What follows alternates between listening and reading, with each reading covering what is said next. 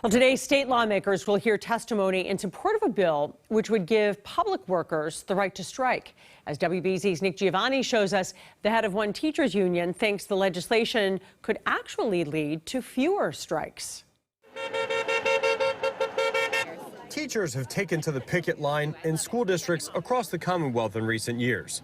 In many of those cases, like in Haverhill and Woburn, their unions have then been taken to court, where a judge has ordered them to end what is an illegal work stoppage in Massachusetts or face fines. There's nothing that works more efficiently and faster in state government in Massachusetts than trying to shut down educators fighting for a fair contract by going on strike. Max Page, the head of the state's largest teachers union, the MTA, is among those trying to change that today, set to testify on Beacon Hill before the Joint Committee on Labor and Workforce Development in support of a bill that would let teachers and certain other public employees go on strike if at least 6 months of good faith bargaining with employers has failed to produce results.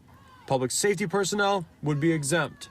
It will force school committees in those places where they are resistant to good bargaining, it will force them to the table sooner. Right now, there is zero punishment for school committees to simply try to wait out these educators. Page argues the right to strike would actually lead to less teacher strikes.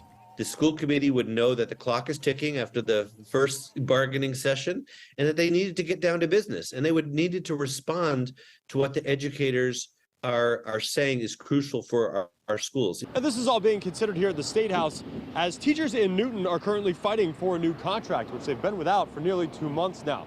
And to this point, that union has not gone on strike. Reporting outside the State House, Nick Giovanni, WBZ News.